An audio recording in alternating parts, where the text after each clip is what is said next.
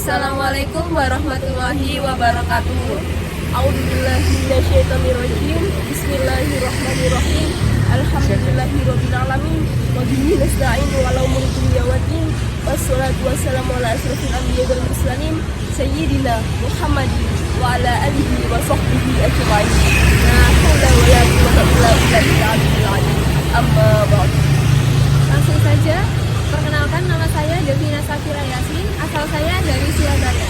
Dan kenalkan rekan saya, yakni nama saya Ayu Jagat Ramadona, saya berasal dari Gresik. langsung saja kita ke pembahasan selanjutnya, yaitu kita akan membahas tentang maraknya narkoba yang ada di Indonesia.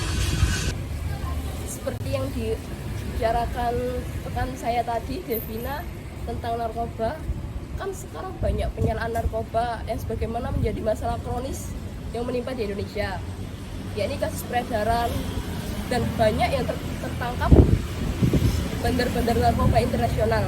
Dalam beberapa tahun terakhir ini menjadi bukti bahwa Indonesia sedang berada dalam kondisi darurat narkoba. Bahkan ada pun pemerintah Indonesia yang mengedepankan peran kepolisian dan BNN untuk menjadi pencegahan dan pemberantasan narkoba. Assalamualaikum warahmatullahi wabarakatuh. Kenalkan, nama saya Fikri Ali Syafaat. Saya berasal dari Banyuwangi. Di sini saya akan menjelaskan tentang latar belakang mengenai kasus keterlibatan Irjen Teddy Minasa yang ditangkap oleh Divisi Humas Polri terkait peredaran narkoba. Di sini saya akan menceritakan tentang latar belakang pada poin pertama, yakni pelaku terlibat narkoba atas bukan pengungkapan penyidik terkait perkembangan dan kenyataan yang mengarah pada personil yang berpangkat AKBP.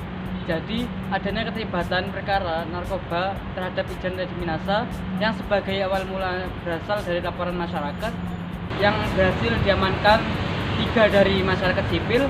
Namun setelah itu terjadi penyidik yang mengembangkan perkara pidana dari keterangan 3 orang tersebut, sehingga penyidikan selanjutnya dikembangkan lagi oleh penyidik namun mengarah kepada seorang pengedar, dan dari situlah melihat adanya keterlibatan Irjen TM atas dasar pelaksanaan gelar perkara yang menyatakan Irjen Teddy Minasa tersebut dinyatakan sebagai terdakwa pelanggar. Pada poin kedua latar belakang kali ini, yakni tersangka ditahan di rumah tahanan akibat pemberkasan sidang yang sempat ditunda. Jadi Polri melakukan pemeriksaan yang diajukan dalam rangka melayani pemberkasan kasus etiknya. Dan sedangkan untuk proses pidananya itu diproses oleh Polda Metro Jaya, dan adapun Irjen TM sendiri merupakan polisi yang tersandung dalam kasus dugaan pengedaran barang bukti narkoba. Pada poin ketiga kali ini, yakni narkoba dapat mengakibatkan gangguan terhadap tubuh manusia, sebagaimana larangan narkoba tertera pada pasal 114 ayat 2 UU Narkotika, yaitu menyebutkan dalam hal perbuatan menawarkan untuk dijual, menjual, membeli, menerima, dan menjadi perantara dalam jual beli, menukar, atau menyerahkan atau menerima narkotika. Dan adapun Teddy Minasa terjerat pasal 112 ayat 2 junto pasal 132 ayat 1 junto pasal 55 Undang-Undang Dasar Nomor 35 Tahun 2009 dengan ancaman hukuman maksimal hukuman mati dan hukuman minimal 20 tahun penjara.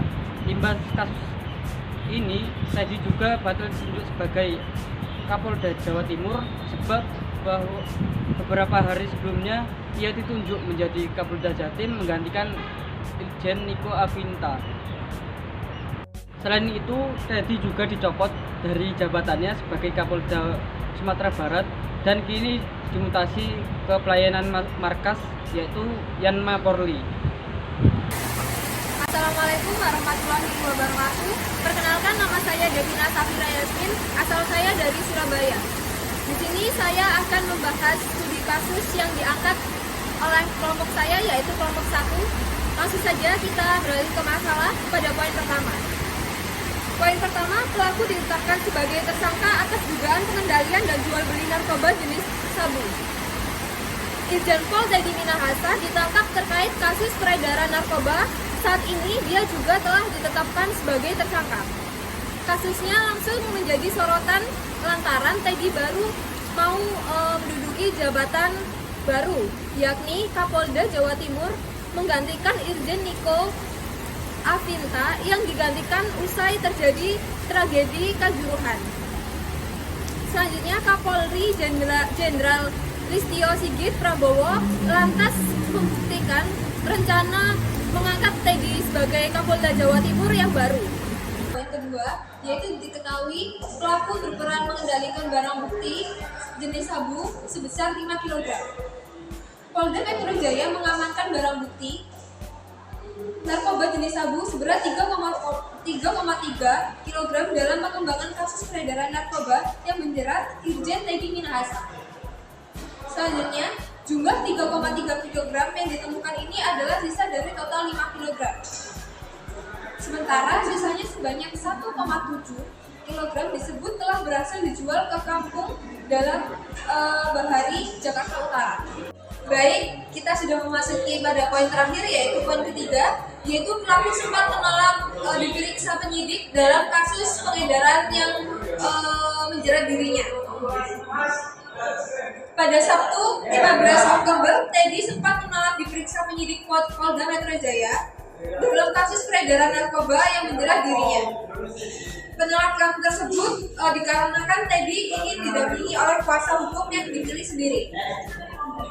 Direktur Reserse Narkoba Polda Metro Jaya Kombes Mukti Jauh Harsa mengatakan pihaknya menerapkan pasal hukuman mati dalam minimal 20 tahun penjara untuk Teddy dan tersangka lainnya.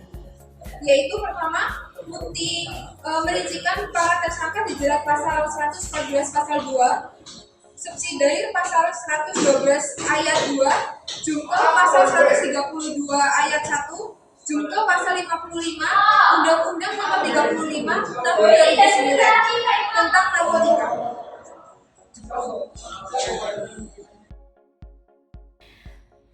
Baik, saya di sini akan menjelaskan pembahasan umum dari analisis kasus di atas. Kasus ini termasuk salah satu kasus yang menjadi sorotan lantaran tersangka utama yaitu Teddy Minahasa adalah salah satu anggota Polri.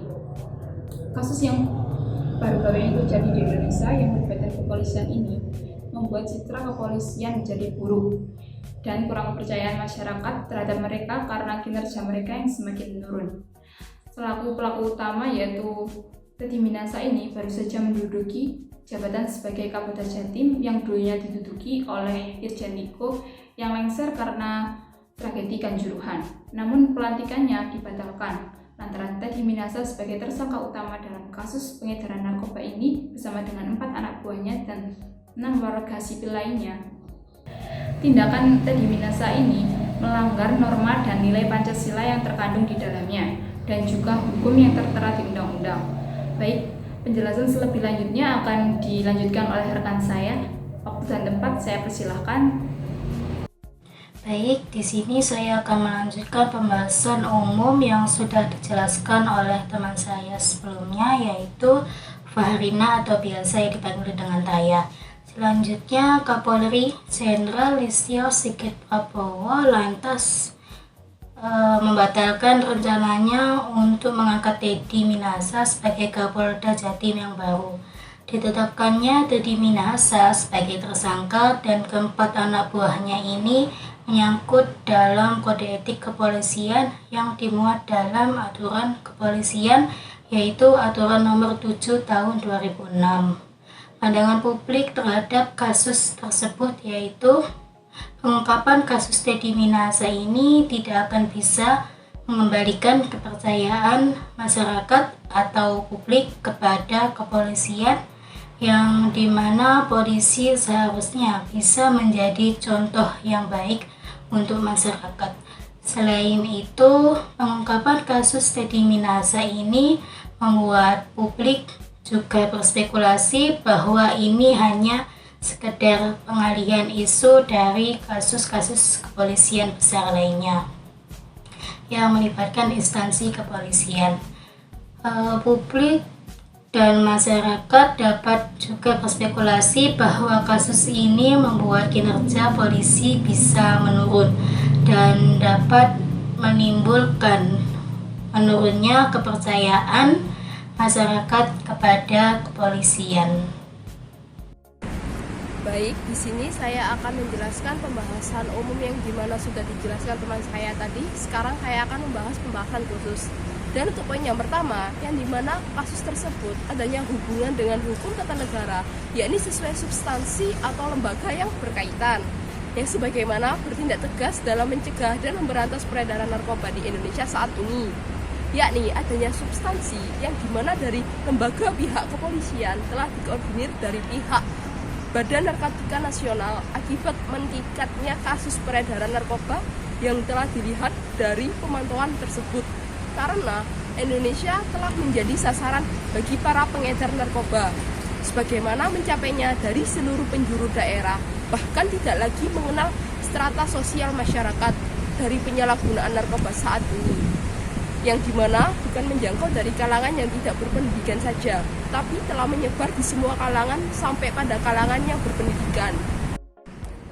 Dan untuk poin yang kedua, yakni hubungan antara administrasi negara dalam pelanggaran sanksi administratif, yang sebagaimana termasuk sesuai sanksi hukum pengedar narkoba di Indonesia, tertera dalam Undang-Undang Nomor 35 Tahun 2009, yang dimana peraturan undang-undang ini mengatur tentang narkotika dan banyak hal yang dibahas secara detail, seperti pengertian, golongan narkotika, contoh pidana, dan lain sebagainya. Sebagaimana fenomena narkoba merupakan fenomena yang multidimensi, berkaitan ke seluruh aspek kehidupan yang dimulai dari segi kesehatan, hukum, sosial, dan ekonomi. Sehingga upaya pemerintah dalam melarang keras peredaran dan penggunaan narkoba telah dibentuknya dari lembaga BNN, yakni Badan Narkotika Nasional, merupakan sebuah lembaga pemerintah non-kementerian yang memiliki kewenangan untuk memberantas agar menjadikan negara Indonesia bebas dari narkoba, sama halnya seperti poin yang pertama itu tadi. Dan untuk poin yang ketiga atau yang terakhir, yakni hubungan antara kewarganegaraan. Dalam kasus narkoba ini termasuk dalam subbab aksiologi yang dimana tertera dalam ketahanan nasional, yang mengandung kemampuan dan mengembangkan kekuatan nasional dalam menghadapi dan mengatasi untuk mencapai tujuan nasional, yang dimana kita harus senantiasa mewujudkan dengan cara dibina secara terus-menerus serta sinergi yang dimulai dari lingkungan terkecil, yaitu diri pribadi, keluarga, masyarakat, bangsa dan negara, yang mampu mengembangkan kekuatan nasional sehingga didasari oleh pemikiran geopolitik dan geostrategi sebagai sebuah konsepsi yang dirancang dan dirumuskan dengan memperhatikan konstelasi yang ada di Indonesia. Pemirsa, kami mendapatkan informasi bahwa Kapolda Sumatera Barat Irjen Teddy Minahasa yang beberapa waktu lalu juga ditetapkan sebagai Kapolda Jawa Timur pengganti Irjen Niko Afinta ini ditangkap karena terkait dengan adanya kasus narkoba, pemirsa.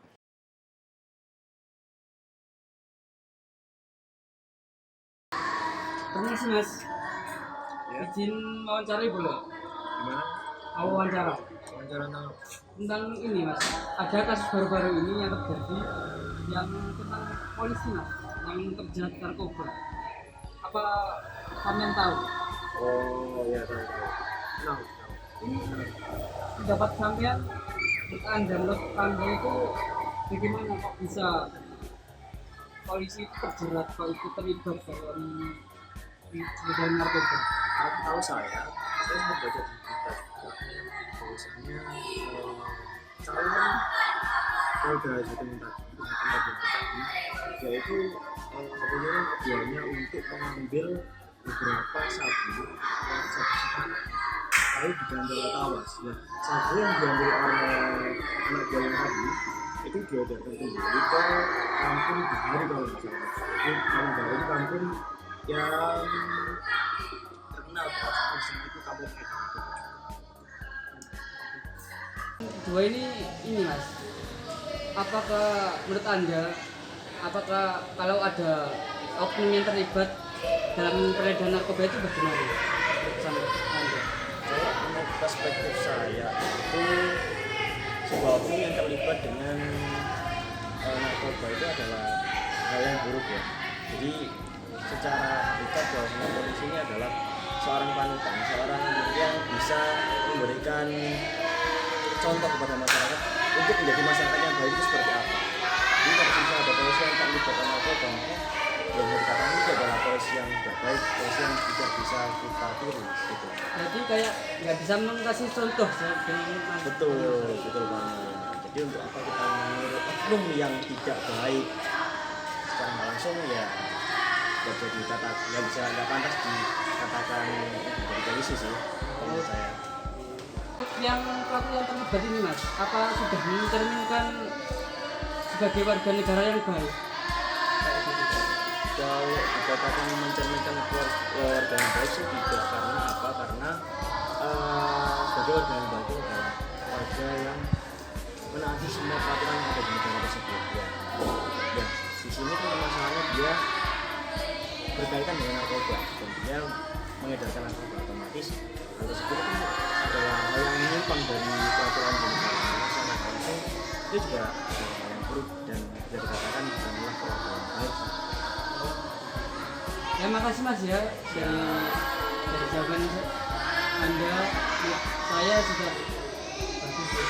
Yes, makasih Mas. Assalamualaikum warahmatullahi wabarakatuh. Perkenalkan, nama saya Devina Safira Yasmin, asal saya dari Surabaya. Di sini saya akan mewawancarai satu narasumber, yaitu mama saya sendiri.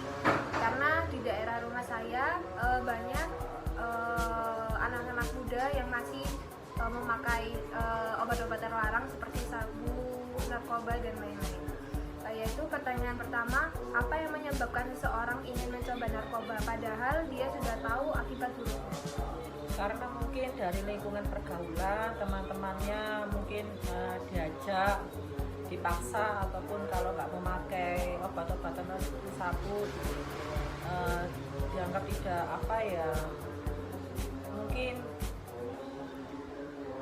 Lebih ke lingkungan pergaulan. Iya, lebih dari pergaulannya itu diajak teman-temannya, harus kalau nggak gitu kan seperti dijauhi dari temannya, jadi sudah tahu itu buruknya seperti jadi itu, tapi ke lebih ke lingkungannya gitu, yang jelek lah ibaratnya diikuti aja gitu.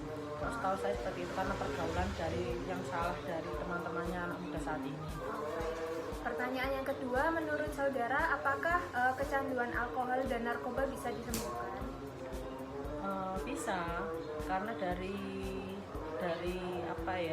dirinya sendiri, dari kemauan dan berusaha menghindari apa yang mungkin efek buruknya apa dari badannya nanti itu kedepannya seperti apa. Mungkin dengan ada cara mungkin sekarang kan ada ditangani oleh BNN ya, mungkin kan seperti tadi dihindari cara bergaulnya, ataupun nanti pokoknya intinya dari dirinya sendiri berusaha. Kalau dia ingin berubah ya, mungkin bisa yang lebih baik. Pertanyaan yang ketiga, bagaimana cara mencegah agar kita terutama saya Devina agar kita tidak tergoda dengan narkoba atau obat-obatan terlarang? Ya cara mencegahnya ya harus bisa memanage, maksudnya memilah mana yang baik dan mana yang buruk dari lingkungan sekitarnya, yang terutama lingkungan yang mungkin dari pergaulan teman-temannya, baik itu di lingkungan rumah ataupun di luar rumah, atau yang segitulah, pokoknya kan harus bisa memilih, jangan asal ikut-ikutan pergaulan tadi. Baik, sekian dari saya dan narasumber saya. Perkenalkan namanya. Nama saya Dewi Nur Aini. Sekian dari saya. Wassalamualaikum warahmatullahi wabarakatuh. Permisi, sebelumnya boleh minta waktunya Kak? Boleh perkenalkan diri dahulu. Saya Natasha Husnul Khotimah dari Lamongan. Oh, iya, saya di sini akan mengajukan 3 pertanyaan. Pertanyaan pertama ialah, apa yang saudara ketahui tentang narkoba? Menurut saya, narkoba adalah zat atau bahan adiktif yang dapat merusak tubuh apabila dikonsumsi terus-menerus. Oh, baik. Pertanyaan kedua ialah, Menurut saudara, motif apa yang membuat Teddy atau kasus Teddy Minahasa melakukan hal tersebut? Menurut saya karena lemahnya hukum bagi seseorang yang berpangkat tinggi dan kurangnya wawasan tentang bahaya dan kiat narkoba bagi anggota Polri tersebut. Baik Kak, ini pertanyaan terakhir. Bagaimana pendapat Anda cara menanggulangi kasus tersebut agar tidak terulang kembali? Melakukan sosialisasi bagi seluruh warga Indonesia, terutama khususnya anggota Polri yang sebagai pengayom masyarakat. Oh, terima kasih ya Kak atas waktunya. Ya, sama-sama. Halo, selamat siang. Boleh minta waktunya sebentar? Boleh. Dengan Mbak siapa dan asalnya dari mana? Nama saya Alia Zulfan Arman dari Prodi Hukum Ekonomi Syariah. Oh iya. Di sini saya mau wawancara sebentar, boleh? Menurut Anda bagaimana sih jika ada polisi yang kecanduan narkoba? Menurut saya, oknum polisi yang menggunakan narkotika berarti telah melakukan pelanggaran aturan disiplin dan kode etik, karena setiap anggota Polri wajib menjaga tegaknya hukum serta menjaga kehormatan dan martabat kepolisian. Jadi apabila seorang polisi diketahui menggunakan narkotika, maka tentunya akan disanksi. Sebenarnya bagaimana sih kata Bapak pemerintah atas kasus tersebut? Tentunya pemerintah harus melihat faktanya, bukan cuma dari realitanya ya.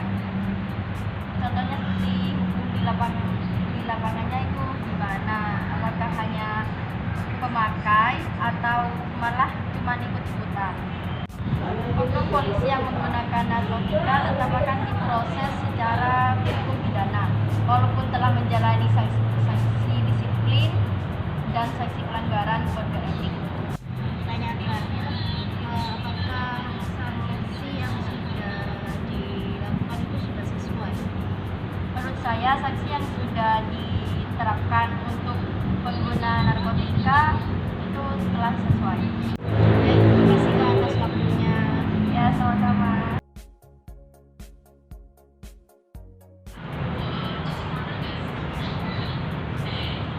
Permisi, Mas, boleh minta waktunya sebentar untuk mewawancara? Oh, boleh. Dalam kasus tersebut, upaya apa yang dilakukan oleh BNN agar mencapai suatu tujuan kehidupan nasional? Kondisi dinamika bangsa Indonesia yang terintegrasi dan berisi keuletan dalam ketangguhan yang mengadu kemampuan serta mengembangkan kekuatan nasional dalam menghadapi serta mengatasi dalam tantangan maupun hambatan dan gangguan baik dari luar maupun dalam, sehingga dapat menjamin kelangsungan hidup bangsa dan negara mencapai tujuan nasional. Dimaksud aspek kehidupan nasional itu seperti apa ya, Kak? Seperti kayak aspek yang menyeluruh dan utuh itu seperti yang pertama itu Pancasila, yang kedua UUD 1945, dan yang ketiga itu wawasan nasional. Nah, sebagai warga negara dalam kasus tersebut, apakah harus melaksanakan penerbitan negara stabilisator?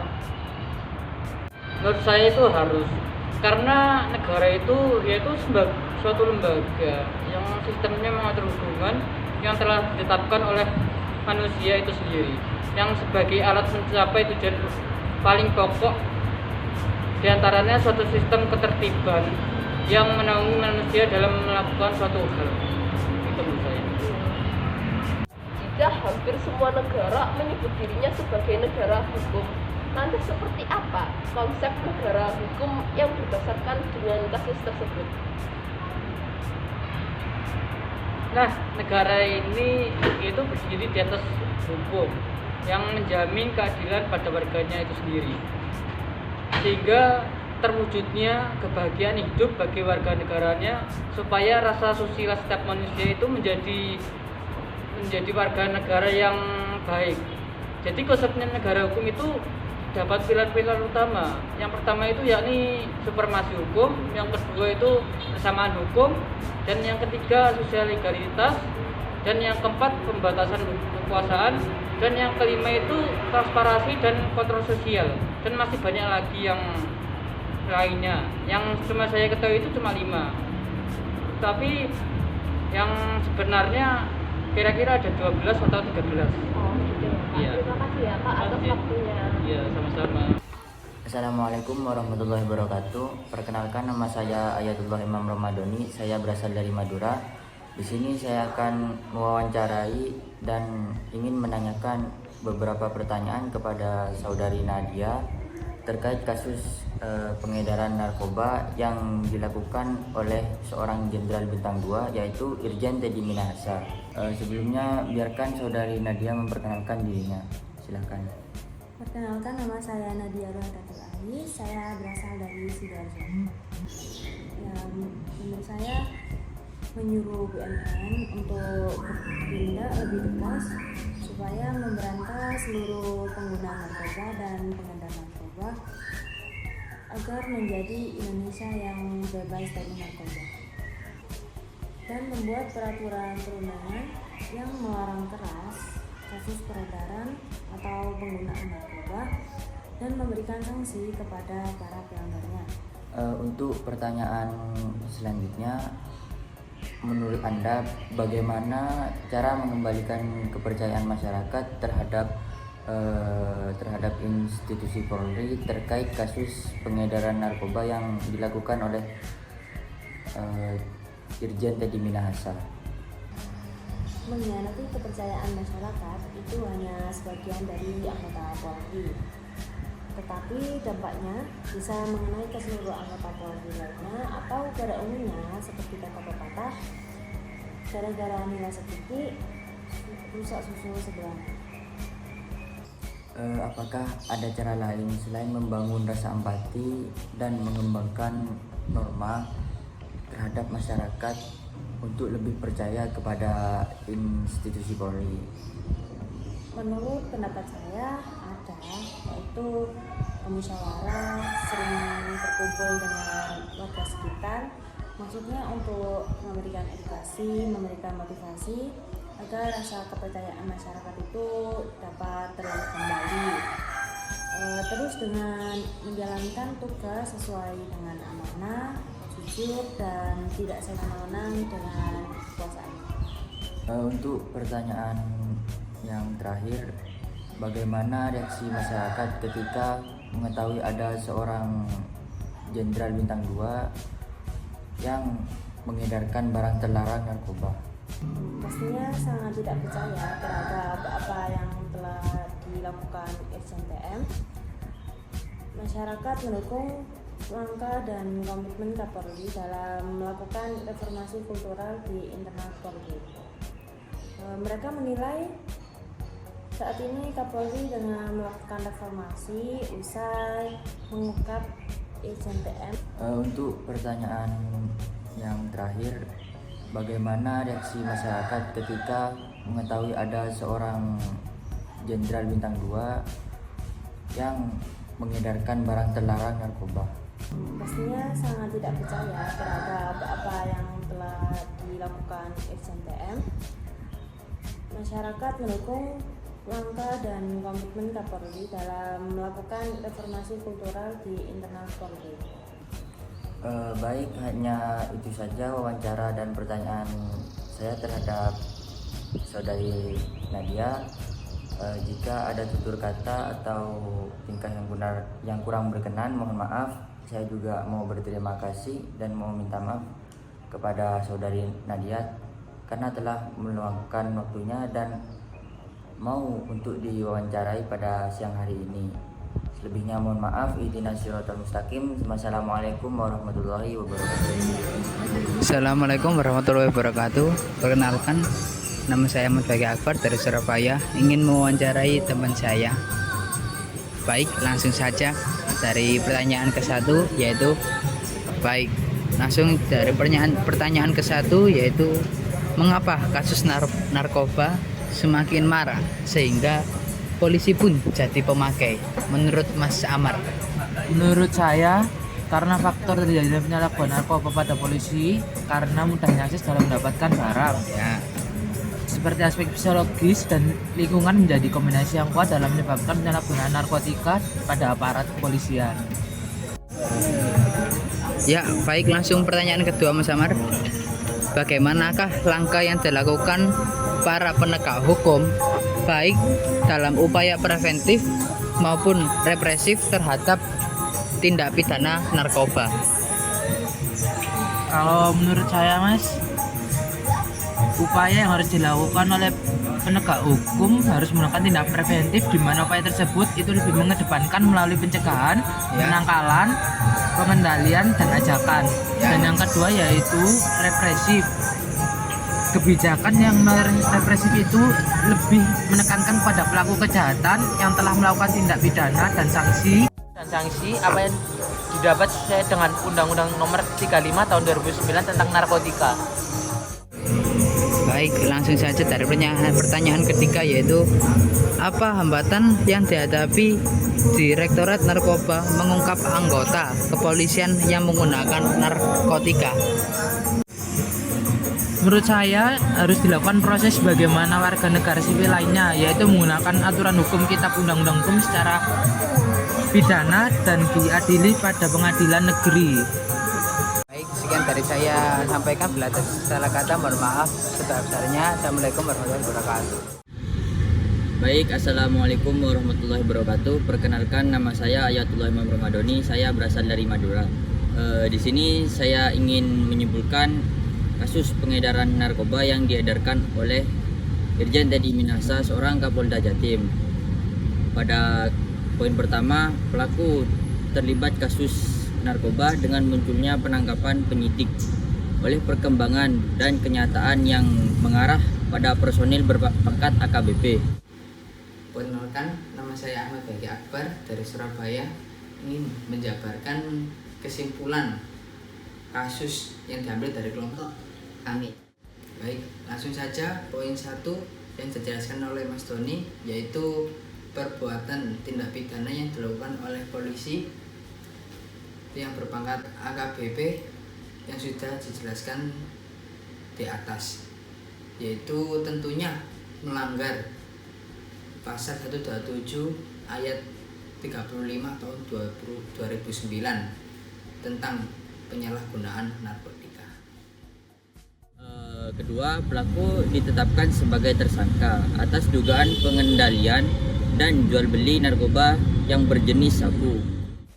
Ya, lanjut poin kedua, yaitu berawal dari laporan masyarakat berhasil diamankan 3 masyarakat sipil. Nah, kemudian Polda Metro Jaya mengembangkan kasus tersebut sehingga menemukan keterlibatan polisi dalam dugaan peredaran narkoba. Nah, lalu Polda Metro Jaya membeberkan bahwa Teddy Minahasa mengedarkan narkoba jenis sabu sebanyak 5 kg. Pada poin ketiga, para tersangka terjerat hukuman minimal 20 tahun penjara pada pasal 55 Undang-Undang Nomor 35 Tahun 2009. Nah, lanjut poin ketiga, guys. Meski Kapolri sudah menyebutkan bahwa tes urin Teddy Minahasa negatif, tetapi Teddy Minahasa terkena kasus dalam jaringan pengedaran narkoba, guys. Pasal 55 Undang-Undang Nomor 35 Tahun 2009. Sekian dari saya sampaikan. Bila ada salah kata, saya mohon maaf sebesar-besarnya. Di akhir kata, saya ucapkan terima kasih kepada seluruh anggota kelompok dan orang-orang yang terlibat serta yang mendukung video ini. Saya juga ucapkan terima kasih yang sebesar-besarnya atas partisipasinya, dan apabila ada kesalahan kata atau kalimat, saya ucapkan permohonan maaf yang sebesar-besarnya. Wassalamualaikum warahmatullahi wabarakatuh.